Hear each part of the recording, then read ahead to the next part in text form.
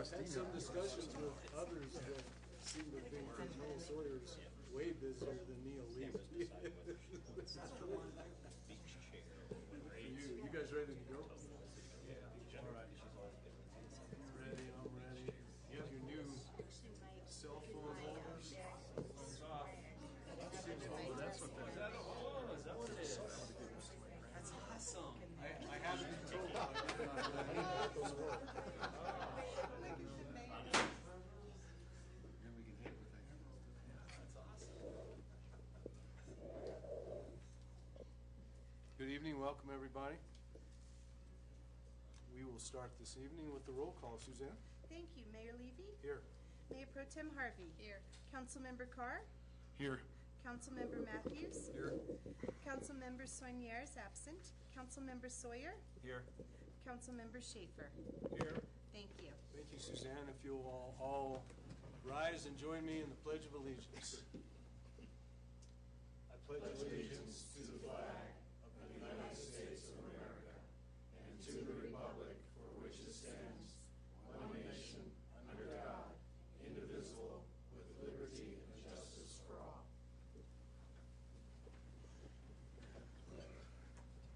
Okay, thank you very much. We're on agenda item number 4, and Suzanne. Thank you, Mayor Levy. This evening we have an appointment for an alternate member to the Board of Adjustments. This term will expire January of 2017, and pursuant to Council's policy, it's been advertised on Facebook, the city website, Channel 10, everything that Council requires. We've received one application, and that's from Larry Larson. He's interested in this position, and he's here in the audience this evening to answer any questions that you may have. Yes, sir. Why just the short window appointment? Because it's someone left. Okay. It's filling a position that's been vacated. Larry, I saw you before. There you are. Why don't you come on up and introduce yourself and give us a word or two.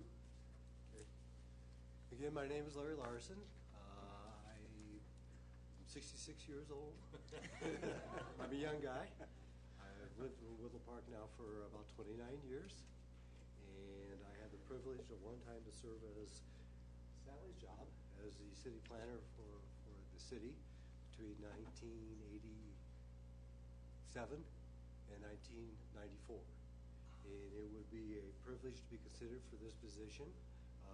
I do desire to serve my community, and I feel that I could do so on this board because I have quite a bit of experience working with boards of adjustments and my planning commission experience, which, by the way, I did serve as a member of the planning commission between 2010 and 2013 with Carol. So I'd be glad to answer any questions you may have.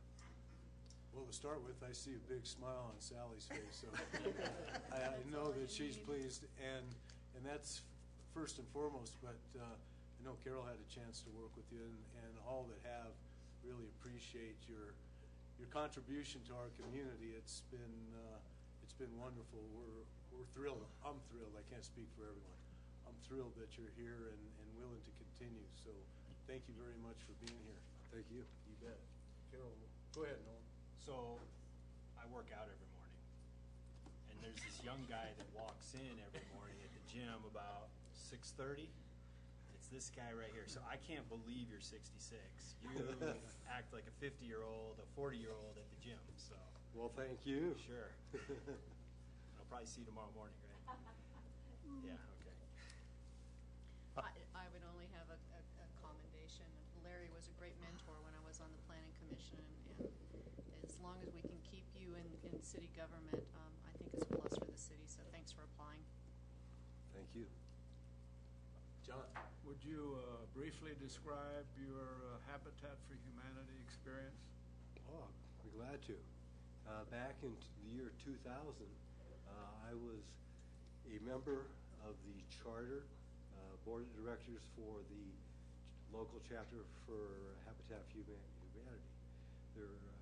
I saw an advertisement in the paper in which people with interest in affordable housing and with working with Habitat for Humanity would come to a meeting and talk about it. I did that, and I expressed an interest in serving on the board, and I was very much privileged to sit on that board as we got things started initially in the county.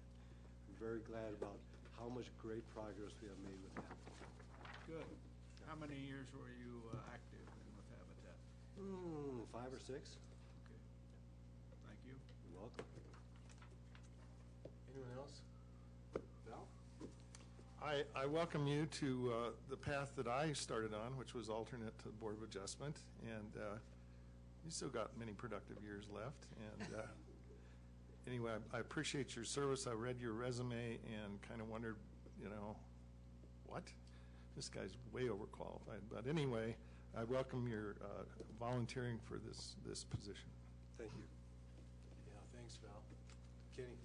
Well, I've known Larry for some time and appreciate all the work that you've done, and I'm glad to see you coming back to get involved in the city again, and I know you'll do a great job as you've done in the past, so welcome again. Thank you. Yes. Thanks very much. Well, that said, Larry, I think we'll let you have a seat. Okay, thank you. And we'll move forward.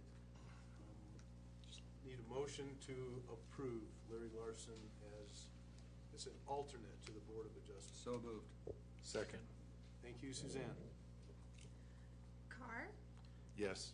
Harvey, Yes. Levy, Yes? Matthews. Yes. Schaefer, Yes. Sawyer. Yes.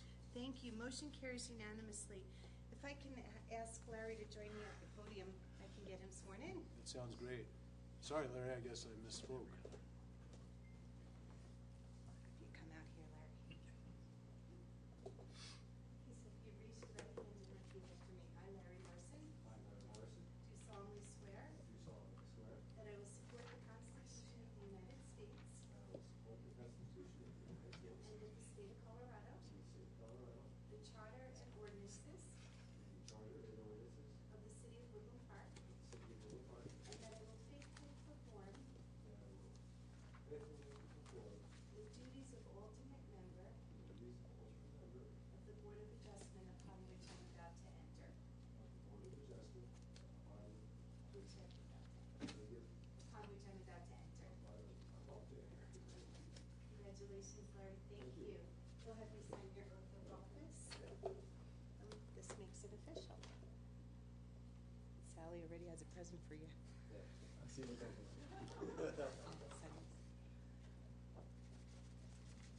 You can have this one. Thank you. Thank you.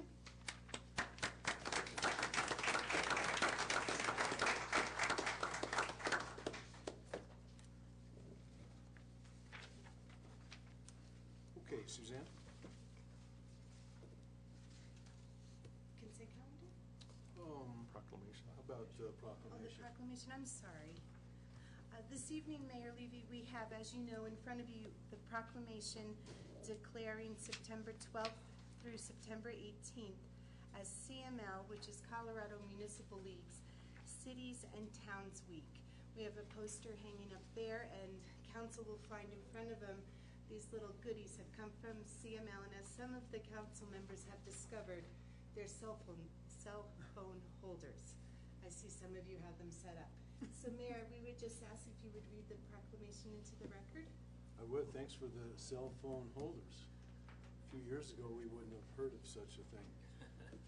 Okay, thank you. Recognizing Colorado Cities and Towns Week, September 12th through the 18th of 2016, and encouraging all citizens to support the celebration and corresponding activities. Whereas municipal government is the government closest to most citizens and the one with the most direct daily impact upon its residents. And whereas municipal government is administered for and by its citizens and is dependent upon public commitment to and understanding of its many responsibilities. And whereas municipal government officials, volunteers, and employees share the responsibility to pass along their understanding of public service and their benefits. And whereas Colorado Cities and Towns Week is a very important time to recognize the important role played by municipal government in our lives. And whereas the Colorado Municipal League's member cities and towns have joined together to teach students and other citizens about municipal government through a variety of different projects and information. And whereas Colorado Cities and Towns Week offers an important opportunity to convey to all the citizens of Colorado that they can shape and influence government through their civic involvement. Now, therefore, be it resolved that the City of Woodland Park encourages all citizens, municipal government, elected officials, and employees to do everything possible to ensure that this week is recognized and celebrated accordingly. Section 2, that the City of Woodland Park supports and encourages all municipal governments to actively participate in Colorado Cities and Towns Week, passed and adopted this first day of September 2016. Thank you. Thank you very much. Okay, we will move forward. There are no additions, deletions, or corrections this evening, so we'll move on to the consent calendar, and Suzanne. Thank you, Mayor Levy. This evening, we have one item on the consent calendar, and it's the minutes from the August 18th, 2016 regular City Council meeting. Council, any questions? If not, we'll call for a motion to approve the minutes and the consent calendar. Motion. Sorry. Thank you, Carol. Second, Second. Somebody. got it, Suzanne. Thank you. Harvey? Yep. Levy? Yes. Matthews? Yes. Schaefer? Abstain, Was absent here. at the last meeting. Thank you. Sawyer? Yes. Carr? Yes. Thank you. Motion carries 5-0.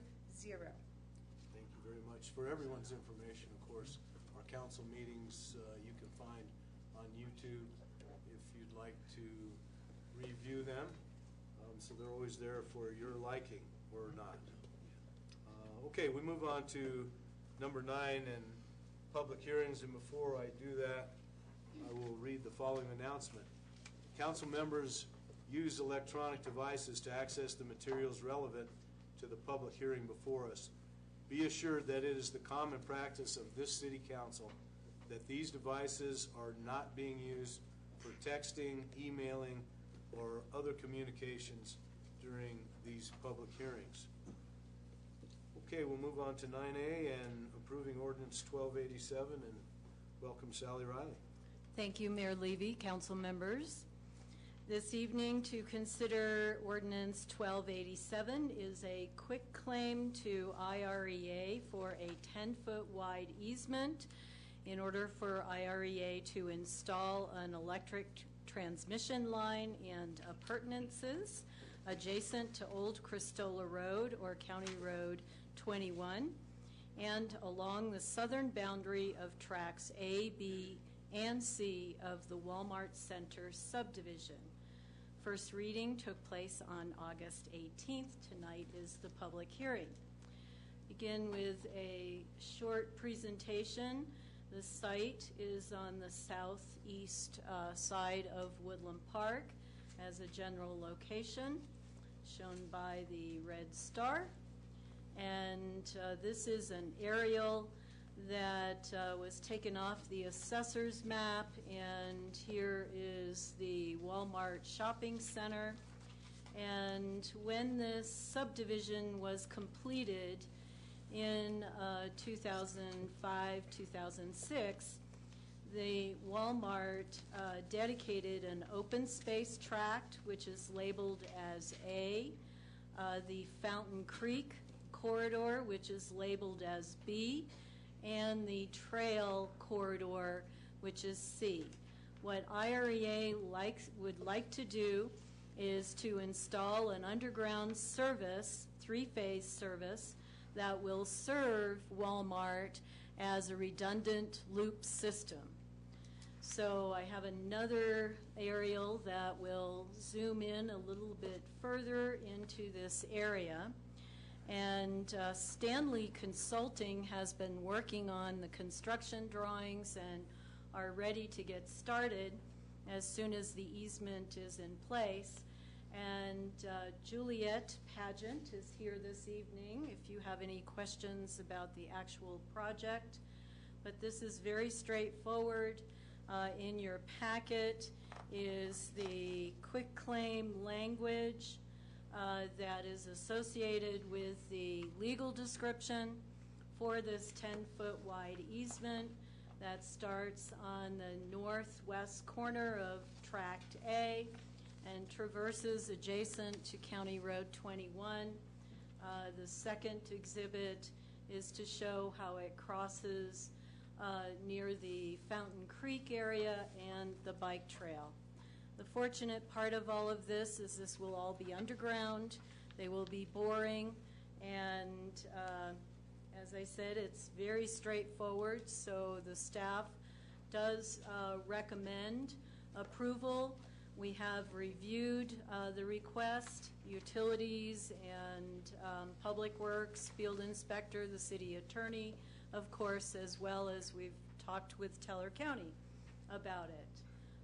No adverse effects with this easement, so therefore we do recommend approval of Ordinance 1287. Happy to answer any questions that you may have before public comment. John? In section 1, it talks about a non-exclusive easement 10 feet in width. That means other parties can use that easement? That's correct. All right, thank you. Val? I'm going to go back to my Board of Adjustment days. This easement has nothing to do with progressing through history on other easements. This is specific to this one and has nothing to do with future, correct? Yes, that's correct. My question really has less to do with the easement and the provision, more to do with the provision of a redundant power source. Could that be explained to us, how that will be used as a redundant power source? I would need to look to Juliet for help with that. Excuse me. Thanks, Juliet.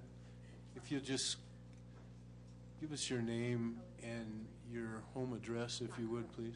But it will be. Just give us your name and home address, if you would, to start. Juliet Paget, and I live in Aurora, Colorado. I work for Stanley Consultants. They're in Centennial, Colorado. Thank you. From what I understand, this is a single-phase line. Currently, they're upgrading it to a 3-phase line for better service and better power. And it's all underground. You're not going to see anything overhead.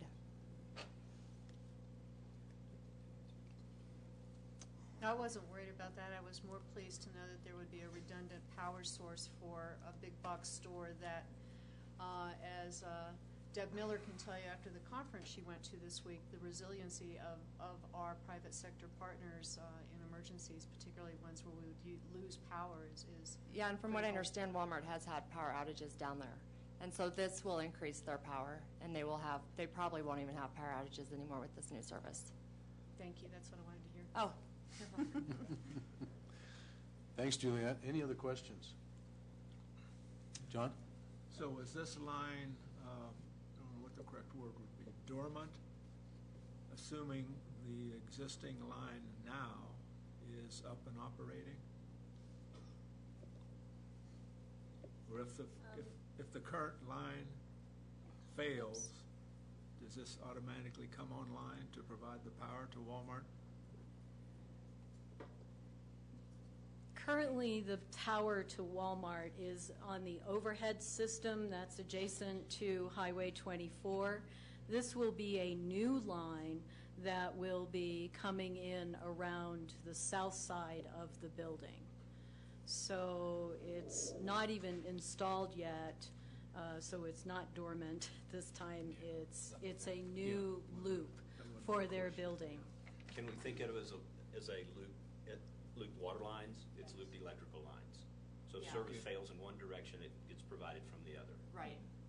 Oh, okay, so it sounds like they're going to use Redundancy. They're going to continue to use the one they're currently using. They And will. this. Yes. And Thank underground you. as well. That was my question. Yes, sir. Sort So of. Walmart will not be out of power ever during this construction. Okay. They'll always have power.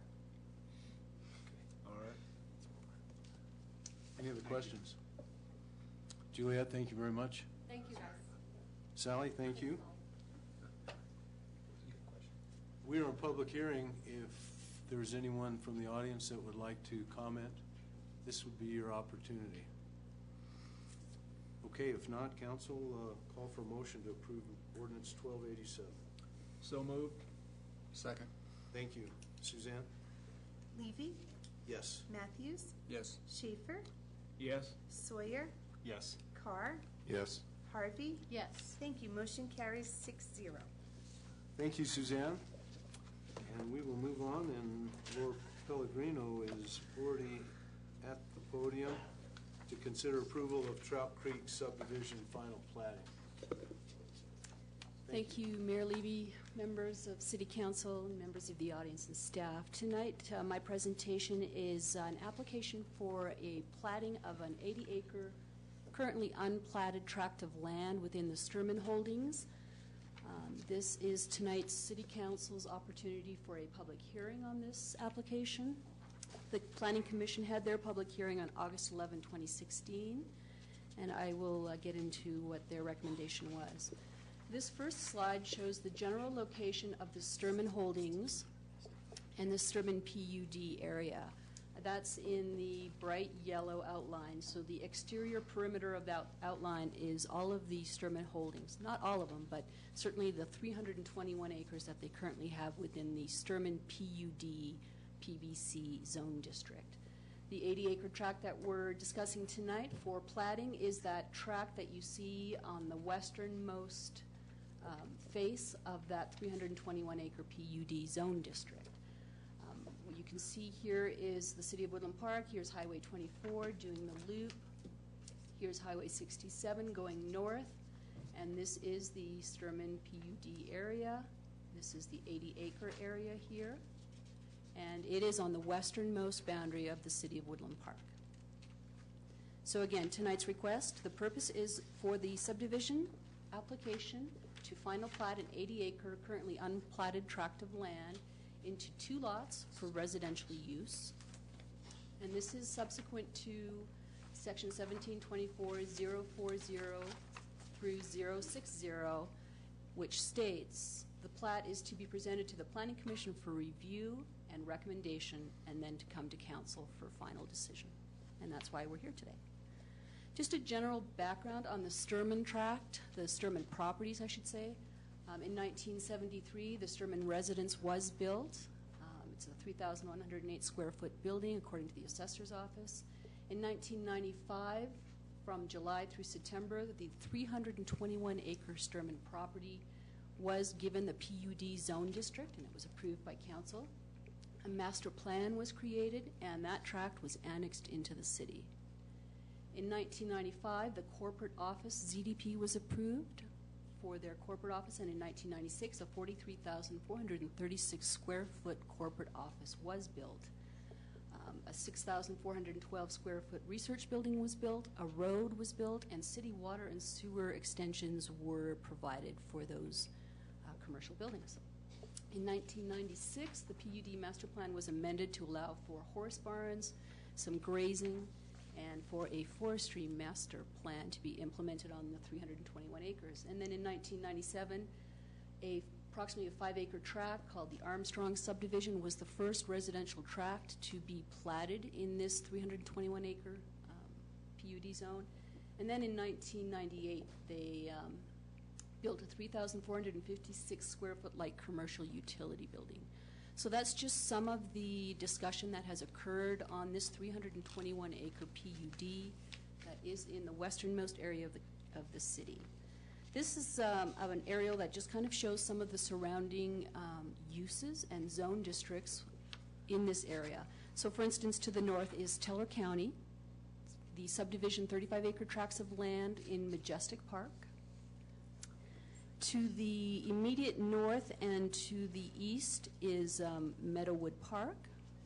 Up in here you can see the ball diamonds and the soccer fields. And then Evergreen Heights, which is a residential small-scale suburban subdivision just north and east of this PUD area. You can see this is all the City of Woodland Park here, south of Evergreen Heights, all open space, but within the jurisdiction of the City of Woodland Park. I shouldn't say open space, it's undeveloped land. It's also owned by the Sturmans. And then south of this PUD area, you will find, again, within the jurisdiction of the City of Woodland Park, Trout Creek coming off of Highway 24 right here. And there are in-holdings of Teller County properties in here, but for the most part, this is all City of Woodland Park. And Karis Bible College is on the immediate south and west of Trout Creek Road in this area. And then to the west is the Pike National Forest and Teller County properties. So that gives you a general layout of this property. Again, the 80-acre parcel is this westernmost 80-acre unplatted tract. So this is an aerial that shows a little bit of the topography of this area. Again, it's just a schematic, so it gives you a really good idea of some of the topography that is on not only the 321-acre PUD area, but also within the 80 acres that we're discussing here for subdivision tonight. Trout Creek flows right through this property. It's a beautiful property, undeveloped currently. The creek flows from Pikes Peak, from the south to the north, right through the middle of this property. You can see it's heavily wooded, lots of pine, some aspens, typical forest ground cover. The Trout Creek itself is within the FEMA floodplain, is a designated floodplain, so construction within that floodplain is highly limited. Would need a flood hazard permit. This map, which is very difficult to read, is the most current master plan in the area, and the subdivision, when we were doing our analysis, when staff was doing its analysis, referred to this master plan in terms of compliance. And what this master plan shows is that here is the 80-acre tract, which is delineated typically, not typically, but in this case by a conservation easement. That's a private easement between the landowner and the Mountain Area Land Trust. And that is the perimeter that we're seeing right here. The eastern perimeter is the conservation easement perimeter. It's also coincides with the subdivision perimeter. Within this master plan, you can see, or I'll describe, you can't really see, that there is a line that divides this 80-acre tract into two, which is what we're seeing in the subdivision. And this master plan also reflects conditions that are in the conservation easement, which are building envelopes. You can see one 5-acre building envelope right here in the northern lot, and another building envelope here in the southern lot, and those are reflected in the subdivision plat as well. What you're also seeing here is a driveway coming parallel with Trout Creek that will access both building envelopes, and then of course you're seeing the topography and you're seeing Trout Creek come through here. What you're also seeing in this southernmost boundary of this 80-acre tract is Trout Creek Road, as it bisects that southwest corner of the 80-acre tract. That is about a 1-acre, 60-foot wide road right-of-way dedication that will be occurring with this plat. The dedication will be to the city for public use, and it's already being used for public use, and the city already maintains this portion of the road and has upgraded it, as a matter of fact. This next slide shows you some general photos from the southernmost access off of Trout Creek Road, looking into the property, looking into the 80-acre tract, and then looking right up the driveway as if you were driving on it. So it gives you an idea of some of the topography and some of the vegetation that we're seeing on the site. These are some pretty funky looking aerials, a little bit skewed. The lines aren't straight because we're looking at some of the topography. But what it shows is the configuration of both lots. So for instance, this one on the left is the southern lot, which is approximately 35 acres. And it shows the general depiction, this is not a survey, of where that building envelope might sit. And again, that building envelope is restricted in terms of all building and construction has to be within that building envelope. And that is on the plat. So it's a plat note that will be available to any and all future landowners, and they will be subject to that plat note. The image on the right shows the northernmost lot, which is about 45 acres in size. And again, it shows the building envelope, which is depicted on the plat. And again, that will restrict all development to within this plat. When I say all development, we do allow for fencing on the perimeter if the applicant or the landowner so wishes to put wildlife fencing on there. That would be perfectly fine, and then he is or she is able to fence the perimeter of the building envelope if they so choose. But everything else, all the infrastructure, which in this case is well, they're proposing to provide water service through wells drilled on each lot, and they're proposing sewage disposal by individual septic systems. both the well and the septic system should be contained within these lots, just for efficiency, within these building envelopes, I'm sorry. Laura, excuse me, I Uh-huh. hate to interrupt. I probably missed this. How do you determine the building envelope size? The building envelope in this case was, we are mimicking the conservation easement that was established by the Mountain Area Land Trust with the previous landowners. Great, thank you. And they were also depicted on the master plan, which is truly the city's guide in terms of compliance with this.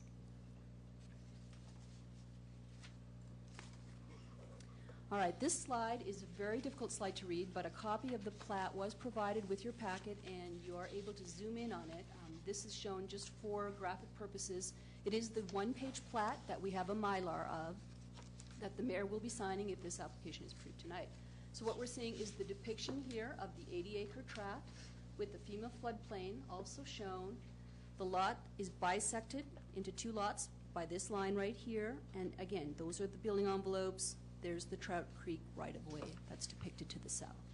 And what I have on the next slide is a blow-up of that, again showing the two lots, and some of the notes that the staff required of the applicant to submit and put on the plat. Notes, things like driveway grades have to be met, or sprinkler systems are required for any of this residential development. As a matter of fact, when we referred this application to the fire department, the Northeast Teller County Fire Protection District, they did disapprove it, and that letter was in your packet. However, they disapproved it based on concern for water and access. And we will deal with water and access when they come in for their building permit applications. So their disapproval is a little bit premature. It is feasible. There is access to each of those building envelopes, and it's feasible to provide water for fire protection either through a cistern or through sprinklering of the buildings that would be attached to the wells, or some other means that would be amenable to the fire department. So it is possible and feasible to address those fire protection district issues. Tract A, note number 5 says that Tract A is to be dedicated to the City of Woodland Park. Tract A is that approximately 1 acre portion of Trout Creek Road that will be dedicated to the city. And then something else that I just wanted to comment on, it says here that the number of wells that may be drilled in this subdivision is limited to 1 well per lot. And the applicant and the zoning on these both parcels allow for 2 residential dwelling units on each lot within those restricted building envelopes. So they could have 2 homes attached to 1 well on each lot, and that would be fine. All right, all septic systems are within those building envelopes and as far away as possible from the FEMA floodplain. All right, so staff did a complete review and analysis of this application. We reviewed it with Section 1724 of the City of Woodland Park ordinances. Section 1724 deals with all of the subdivision regulations. 1740 deals with these design standards for subdivisions, things like what is the purpose of this subdivision, and in this case it's a residential development. We look at the site and site considerations and constraints. We look at street frontage, easements, stormwater, drainage, lot arrangement and configurations, dimensions and coverage. Staff has no concerns with the application and the subdivision as proposed, and find that it is a well-designed subdivision for the density that's being proposed. Section 1736 of the ordinance deals with dedications, and again, we will be receiving approximately 1 acre right-of-way dedication, and we will also be receiving park capital fees in the amount of $3,340 for fees in lieu of land dedication for this particular residential subdivision. The Parks and Recreation Board has reviewed this and has accepted fees in lieu instead of a land dedication. Section 1744 deals with improvements. Again, there's not really a lot of improvements that are being required of this particular subdivision. Again, it's on wells and septic, and those are private infrastructure services. Monuments, per the plat, will have to be in place if they're not already in place. Culverts, the applicant will have to culvert the right-of-way, the driveway coming into the lot, and that will have to be according to the city code and city requirements for the culvert installation. and that will occur with the zoning development permit application and the concurrent building permit application. Water, sewer, drainage, power, TV services, all of that has been looked at with the improvements chapter of the ordinance, and staff again has no concerns. IREA did make a note on their letter that was in your packet stating that any service, they don't have any service but a quarter of a mile within this site, and that the applicant would have to establish easements through other properties to bring the line over, and I believe that the applicant is negotiating with IRA to determine just how to get power to this site. It is feasible, might be a little expensive, but it's feasible. Finally, staff looked at the relationship of the subdivision to the comprehensive plan, finds that it complies with the comprehensive plan, would allow for a mixed type of residential development within the city, more of the high-end residential. I wouldn't call this affordable housing, but it is a style of housing that provides diversity within the city. It's a feasible subdivision, and it provides a lot of, and maintains a lot of open space within an 80-acre tract that is highly visible from Trout Creek Road. So in conclusion, staff and the Planning Commission again did look at this and did make a recommendation of approval that you will see in the Planning Commission minutes that were attached to your report. The Planning Commission made some recommendations that were in line with staff's recommendations in terms of changes to the plat itself. Those changes have been made, so the plat that you have before you reflects all the changes recommended by the Planning Commission and staff. So, to conclude again, staff and the Planning Commission does find that there is substantial compliance with all the standards in the municipal code related to subdivisions and recommends approval with the conditions. And the conditions are twofold. The first condition is that upon approval and prior to recording this plat, that a part capital fee of $3,340 shall be paid to the city. And condition number 2, that no further subdivision which creates additional lots shall be permitted without connection to city water and city sewer services. That concludes my presentation, Mr. Mayor. Do you have any questions for me? Yeah, I appreciate it. I'm going to start with this one. For any number of reasons, we've been more aware of water and more concerned for our fire department. So I would like to have Chief Lambert come up and maybe expand a little bit on your letter and assure us, I know it's premature, as you said, Laura, but assure us that with connection to city water and sewer, the fire department feels like they're going to be, they have what they need, if you will. There is no connection to city water and sewer. It will be connection by well. By well, So okay. the fire, they'll have to appease the fire department by either building a cistern to the capacity that the fire department warrants, or they'll sprinkler the buildings, or they'll have to come up with something. Did you want to see your letter? Is that enough, Tyler? I'll just say a couple comments with it. Tyler Lambert, Fire Chief, Northeast Delaware Fire, 1010 Evergreen Heights Drive. With this coming into the city, our biggest concern is just the driveway grades and making sure they're going to be big enough to get those trucks up there. Of course, it's outside of the city water system, so we're going to have to provide water of some sort. It could be in the hauled water area of 8B for us, but it's really going to be the driveway grades that's going to be dictating if we can get up to the house or not. Any further questions? Any other questions for Tyler? No? Oh, not John? for Tyler, Okay. no. Thanks, Tyler. I appreciate it. John, go ahead. Would you point out to me again the floodplain? Yes. So this shows on the plat in the hatched area, the floodplain for Trout Creek. And this is the 100-year floodplain. There's a 1% annual chance of a flood, which is 1 in 100 years of Trout Creek flooding to the limits of this boundary. Okay. My question then is that as I look at number 9 here, it seems kind of strange language. All septic systems shall be located as far away as possible from the floodplain. I don't know what the topography is there. Does that statement require, for example, or could it, a lift station?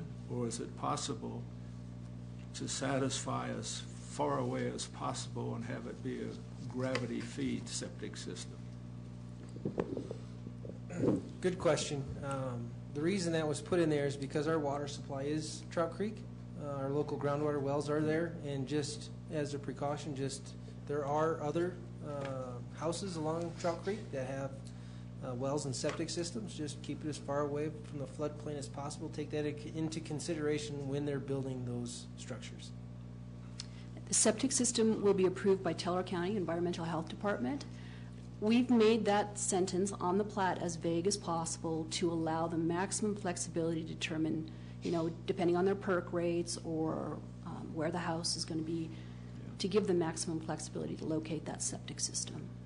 So as far away as possible may simply be right there on that, on the westernmost perimeter of the building envelope, easternmost perimeter. Yeah, that kind of forces you into that part of the buildable lot. Right, but you can see within the building envelopes, even on these images, that it's all different kinds of steep, all different kinds of slopes, and they're going to have to do some creative designs. It's feasible to get a septic system in there, and they may have to do a lift station to satisfy the septic requirements for 2 homes. But that is their application to Teller County. All right, thank you. I have similar notes I took on this when I read it before class. And I highlighted them. The additional septic systems upstream of the city, this is from Kip Wiley, the utilities director, memo that he wrote. Despite he approved it, but he had some reservations, so I highlighted those. Adding additional septic systems upstream of the city wells is concerned maximizing the distance between septic system and the floodplain in the Trout Creek. Another issue is to clarify well locations and correct any discrepancies related to these wells. Septic system will be needed to be permitted with Teller County with Trout Creek in the vicinity of the building envelopes. Please keep the systems as far away as possible. Blah blah blah. It sounds to me like we're not this application here, ordinance is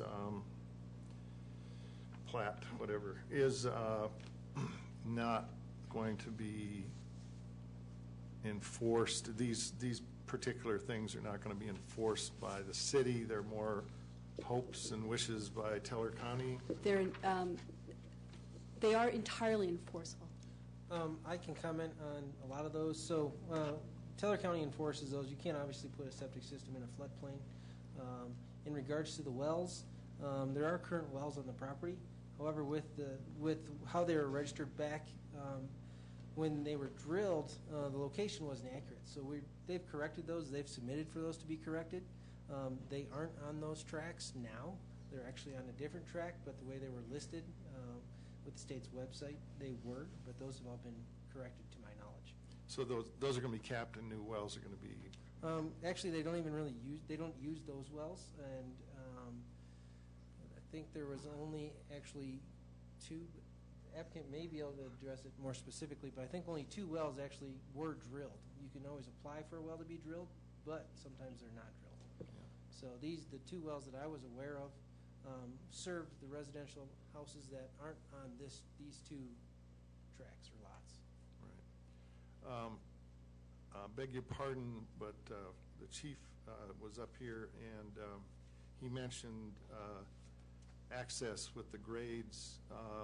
He also disapproved based on water supply.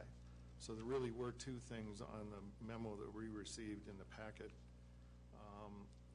It sort of sounds like there's much future, I don't really want to characterize wishing and hoping, but it's not addressed in this document. No, how those are going to be satisfied. This is an application for a subdivision. So really all you're looking at is the configuration of lots within an 80-acre tract.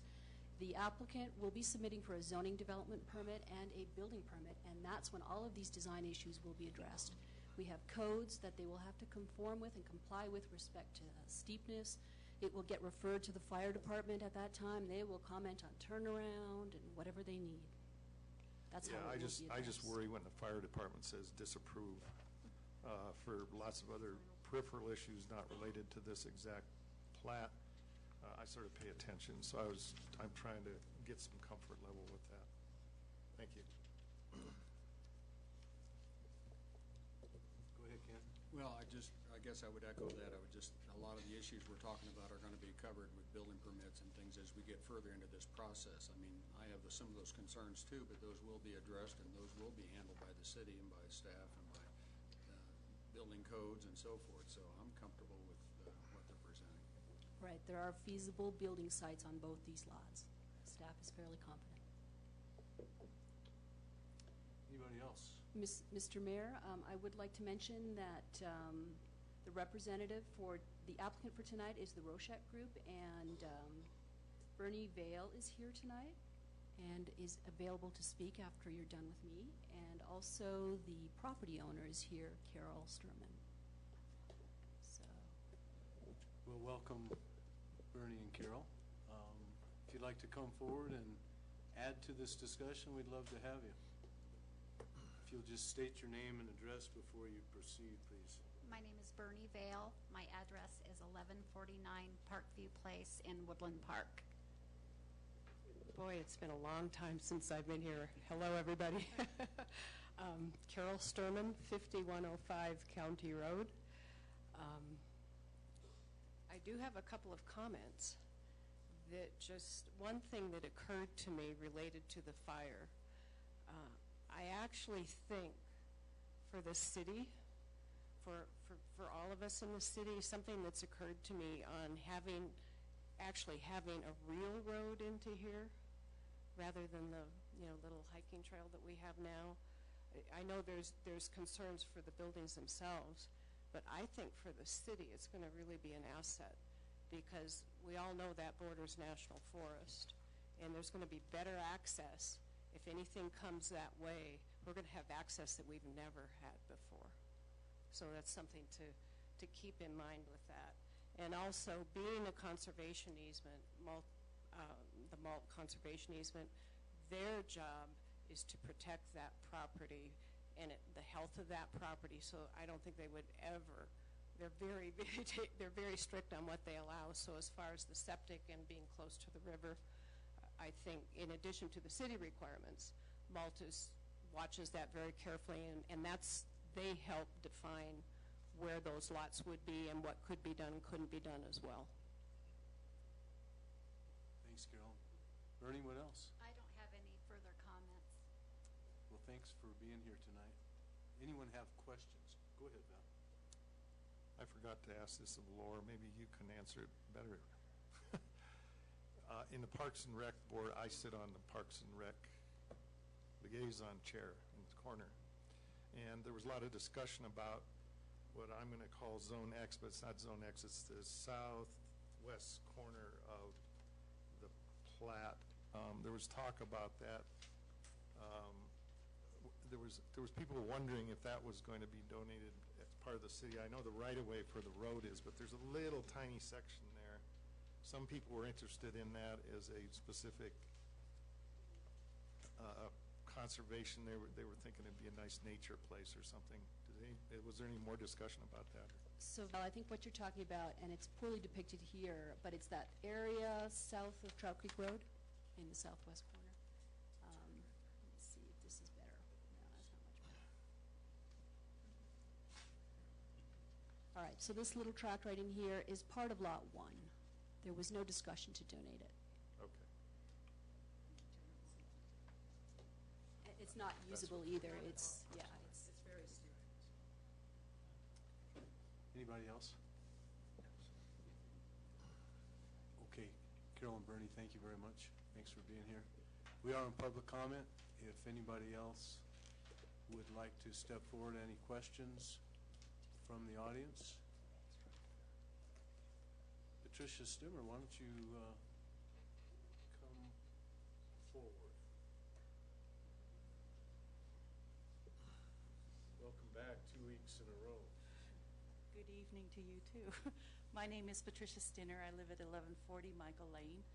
My question is, if council approves this, and should the gallons per minute not provide enough water to the fire department's liking, does approval then bind the city to have to provide the water?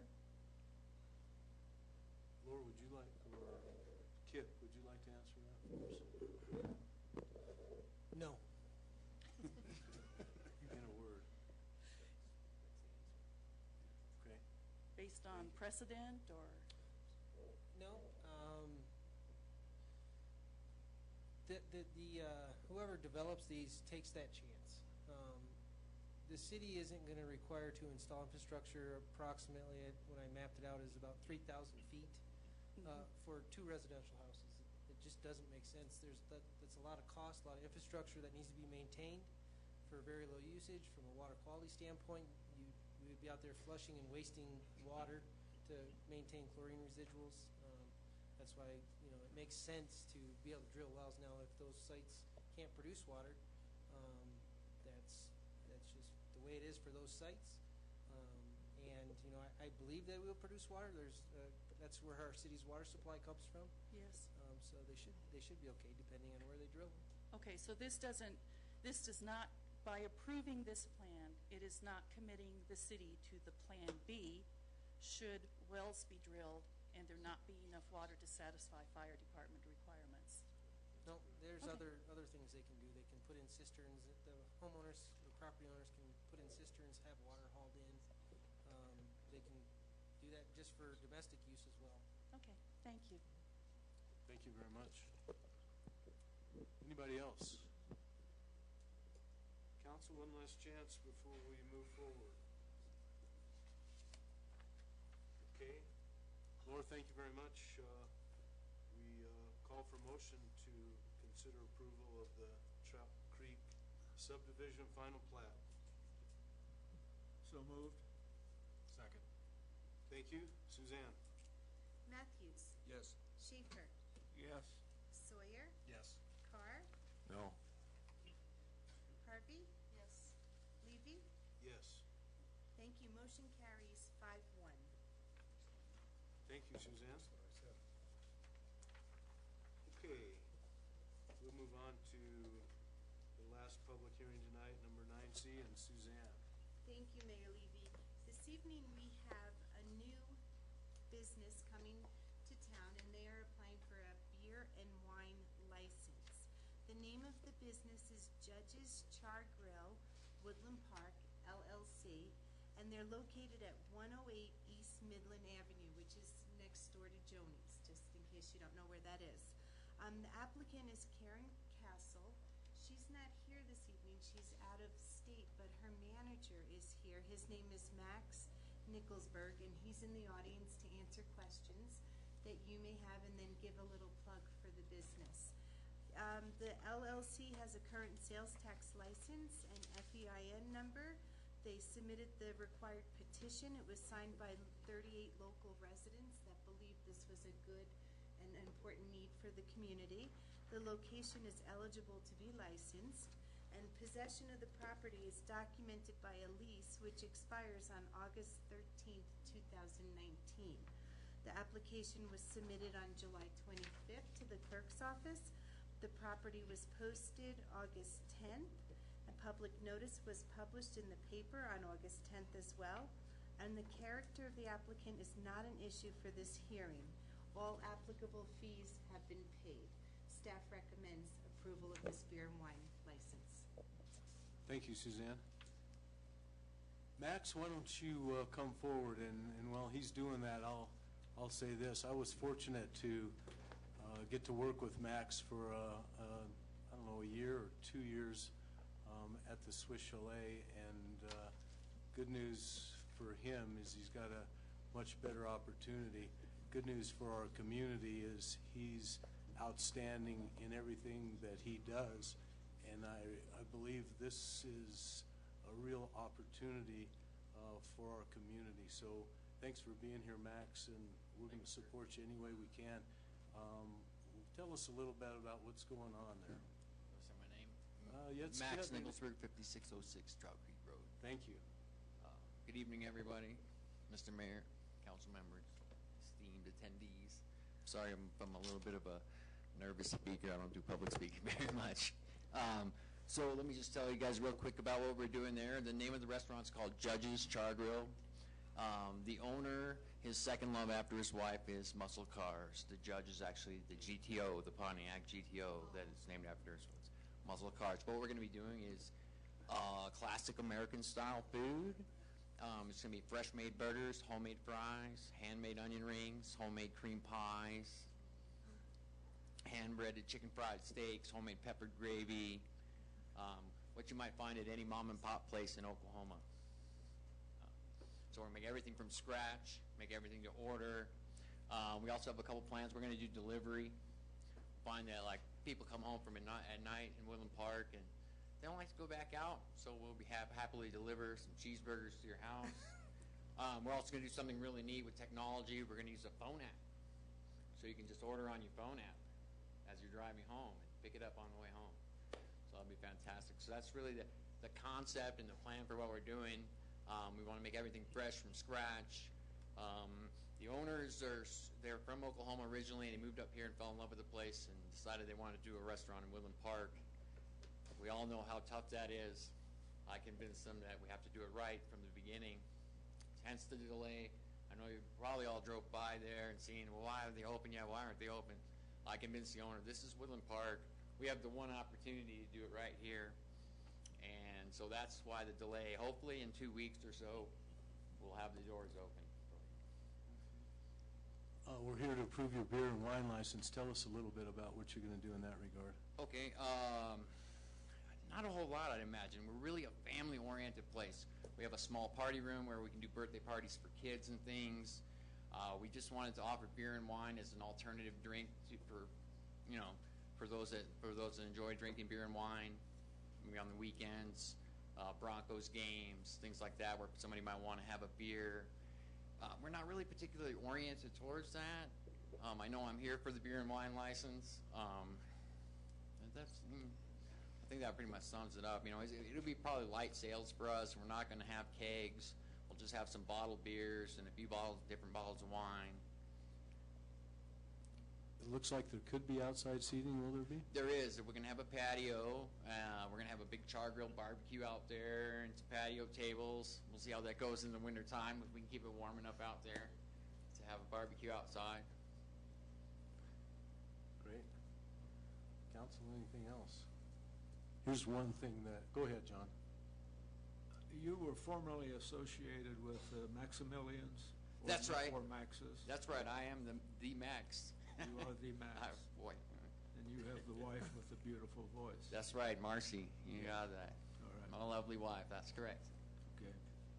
And unfortunately, we lost our restaurant due to theft. It's an unfortunate thing in this business that happens. We work on small margins, and that's why Maximilians ended up closing. So. All right. Just one word of caution. The first week will probably be the biggest week in your history. I know how things work when restaurants open here, so be prepared for it. Yes, sir. Everyone in town is going to be there the first week. This is my sole focus, and I'm really convincing the owners to delay the opening for a week here. Let's make sure we're ready. Let's make sure our staff's prepared. Let's make sure we're making the food right. Everyone's going to come in the first 2 weeks to try us out, and that's our opportunity to do it right and make good food. Our price point's probably going to be around $8 to $10 range, so we're not trying to go through the roof. Should be pretty reasonable for everyone. It's a great concept. I think you'll do really well. Thanks, sir. You bet. Good luck. Let us know what we can do to help. Any other questions? We're in public comment. Anybody from the audience? Where will you get your beef, Max? We're looking at different purveyors right now. We're using Colorado beef. They're up by Boulder. We really want to use local products as much as possible and where price allows. Sometimes the Colorado beef can be a little pricey in comparison. So we're really looking for quality of product in combination with local products. It'll vary. We go through our food provider, and then he offers us. They have connections with lots of different ranches around, and they'll sample us out different types of meat. And so in the beginning, we're going to be using, I wish I could remember the name of it. It's Colorado something beef. They're up in the Boulder area. Terribly sorry, I don't have the answer to that question for you, sir. All right, just curious. It'll be local beef. Everything will be fresh. We're not going to use any frozen patties. We get the beef chub. We'll hand make the patties, hand season them, grill them to order. All right, thank you. You're welcome. Anybody else? Max, thanks very much. You're welcome. Council, need a motion to approve liquor license for Judge's Char Grill. So moved. Thank you. Second. Thank you. Suzanne? Schaefer, Yes. Sawyer, Yes. Carr, Yes. Harvey, Yes. Levy, Yes. Matthews. Yes. Thank you. Motion carries 6-0. Great, thank you, Suzanne. We have no new business tonight, and public comment on items not on the agenda. I have nobody signed up. Anybody in the audience failed to sign up that would like to speak this evening? Okay, if not, we'll move on to the mayor's report. I've got a few events, and we've got Daniel here, our new director of public works, that gets to introduce the student art. Let's see how you do this, Daniel. That's Very just- good. Oh, good, yeah. You did well. It's finesse. You've been instructed well. Thank you very much. This student art comes from, I hope I pronounce this right, Morgan Morellis, Woodland Park Middle School 7th grader. And I think most of these have Elevate Your Education on them. And there are a number of them, as we always say, that are available for your businesses. If you'd like, contact the school administration, and they'll be glad to fix you up. So thanks to Morgan Morellis. Okay, Farmers Market tomorrow day, and every Friday through September 30th. So we have 4 or 5 more weeks at 7 from 7 to 1 p.m. If you're there tomorrow, 7 to 8, you'll probably see myself and or our city manager. Every Saturday through September 17th, free walking tours of History Park in downtown Woodland Park. Call 686-7512 for more information.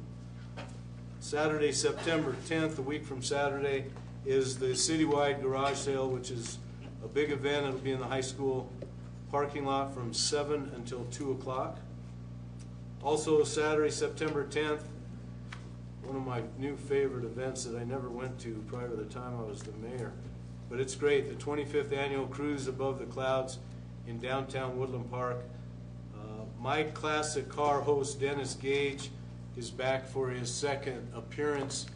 And for some of you that know, he goes all over the country for these types of events.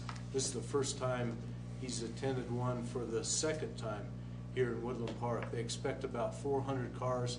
It is a tremendous event, so I invite everybody. I have a great time there, and if you want to help me pick the Mayor's Award, you're certainly welcome. Saturday also, September 10th, the Woodland Music Series presents Scootin' Boots and Country at the Midland Pavilion at 11 o'clock. It's a free event. I believe this is the last in their series this year. Sunday, September 11th at 8 o'clock, the 9/11 Community Tribute at Lions Memorial Park. That's a week from this coming Sunday. That's all I have right now. Phil Harvey? No? Mr. Carr? Nothing tonight, Nothing Mr. tonight? Mayor. Kenny? Nope.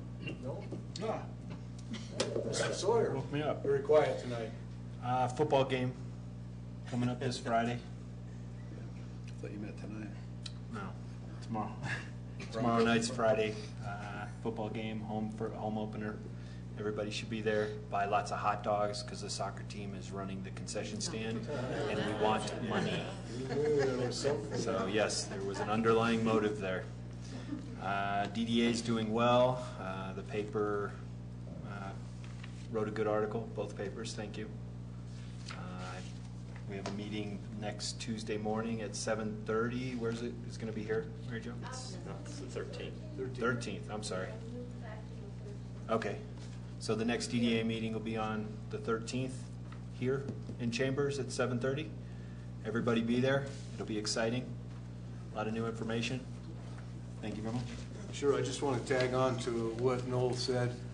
Relative to the football team, I know this Saturday, if you're not signed up and you're inclined to help the football program, they have a golf tournament fundraiser at Shining Mountain, and it starts at 8 o'clock, and they're still looking for players and sponsors, and so that would be much appreciated. But thanks, Noel. We'll see you tomorrow night. Buy lots of hot dogs and popcorn. Okay, please. Thank you. What's Hot dogs, because of soccer. Mr. Schaefer? I have nothing this evening, Mr. Mayor. Thank you, sir. Our city attorney is not with us this evening. However, our city manager is.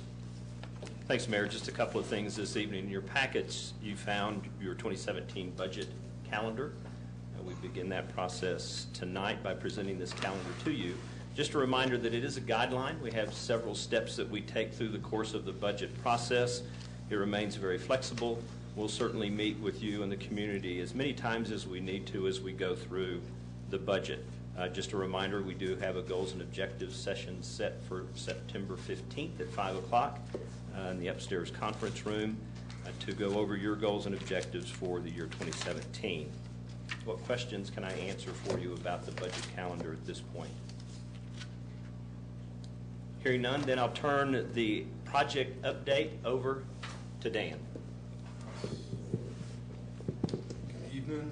I have 3 capital improvement projects to just give you a brief update about. First one will be Fountain Creek. The mitigation project that took place behind the Safeway property has been fully completed. TZAC Construction did a phenomenal job from start to finish, about 120 days. It's performing as designed. I actually walked the site with Bill Alspach yesterday, and he was tickled pink with how the project turned out and the performance, that the evidence that it is working. So good things there. We're definitely doing our due diligence as a community to protect our waters downstream. So glad to announce that that is completed. Next one would be Memorial Park. Making progress every day. Even though the weather has been sort of bear bad news, contractors are definitely upbeat about it. So if the sun is shining, they're smiling and working away. So the north, let's see here, toilet rooms are being constructed currently, and we're hoping those should be wrapped up by this weekend. And sidewalks on both Henrietta and Park Street are in construction as well. And last but not least, the Aquatic Center. This week we are currently installing footer foundations. So those are onward and upward, and hopefully we'll have those ready to start wall construction in the next couple weeks, bearing the weather. Thank you very much. How is your new job? It's a lot, but I'm keeping up with it, so I'm just trying to figure out how to fill big shoes. Okay, well, thank you very much. Okay, if nothing else there. Comments on written correspondence? Mr. Mayor, you may have noticed that there is an agenda item 12E. Oh, I do. And I didn't see Mr. Coy, so I'm sorry. Do we have somebody from DDA? Mary Jo Larson, welcome.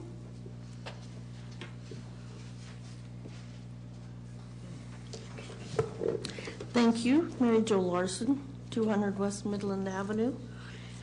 And I'm here on behalf of the DDA. Tanner is out of town. And as the board chairman, I'm on behalf of the DDA. And I'm here to introduce our attorney, David Neville, as our legal counsel here tonight. He and Paul Benedetti are working together with the on the DDA's behalf to help us solve some issues at hand. Emails, Lot 2, finance, several things.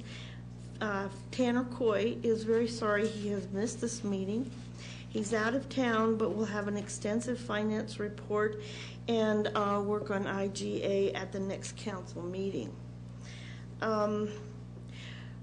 With the abilities of the DDA, the council and the staff have to be our enforcers of what we do. And if we do not have that working relationship and that continuity, it's hard for us to be productive. We all just need to work as a team, and that's really what we're seeking and what we're reaching for. I know there's been so much controversy, and we're just trying to get our feet under us so that that can happen and we can be very productive in this community. Tonight, the DDA is asking City Council and staff to expedite our 2 requests. The first one is to finalize the issues on Lot 2 in a timely manner, and if not, to expedite them, to at least get the permit, the attached permit to the lot, holds up any activity at Woodland Station. And we definitely would like to work closely and get this solved in a very expedited, timely manner. The second is to have an outside investigation of the email issues that have been written about. We shared a small number of questionable activities, but more has been revealed. At this time, I would like to introduce David Neville. He has, I believe, provided a letter and would like to speak on these issues if you have any questions and how we can move forward. And that letter, I believe is a public record or will be. So it's just, David, if you'd step up, I'd like to introduce David. He's obviously not going to read the letter. You can do that, but thank you, David. Mr. Neville, excuse me, I'm going to interrupt here for just a minute if I could. Absolutely. For everybody, council, city manager, and others received your letter late last evening. And so there's no conversation about that because a number of us have not had time to review it. I will say this in your behalf. I appreciate the approach.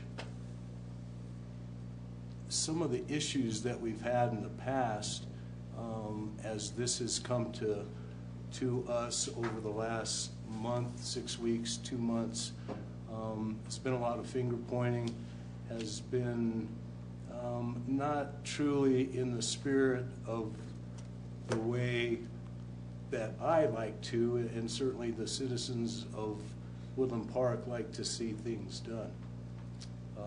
So there's inflammatory headlines in the newspapers, and things become a little bit divisive.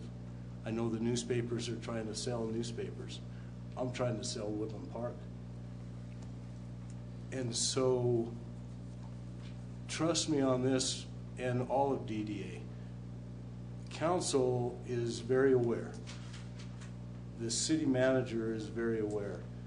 We know that we need to work together to make this thing work, and we're going to do everything we can to do that. But the approach under your leadership, I hope, will remain the same, because it'll make it a lot easier for all of us in the community to get some things done. So just want to preface with that, and now the floor is yours. Thank you, Mr. Mayor. I appreciate the opportunity to address the council, council members, City Manager Buttery, and staff. I didn't really want to come here today to talk about the details of the letter, so I appreciate that lead in. I did want to give you the context that I think some of the information in the letter is historical for the benefit of those who read the papers, and maybe we can correct the record. We don't like to read about it in the paper that way either. And I would offer that I spoke with Aaron Smith, the city attorney, this afternoon, and she and I had a very good dialogue, in my opinion, about some constructive, immediate steps that we could take to resolve these issues, in particular with regard to Lot 2. I think that's the most highest priority on our list, and we came up with some very concrete and specific steps. So it would be my suggestion that you all take time to review the letter, discuss with your attorney, then we set up a dialogue from there, and decide how best to move forward. Great. Thank you very much. Thanks for being here. All right, thank you. You bet. Okay, I have no comment on written correspondence tonight. I'm sorry, Mary Jo, were you finished? I'm done. Excuse me, my bad. Thank you. This meeting's adjourned.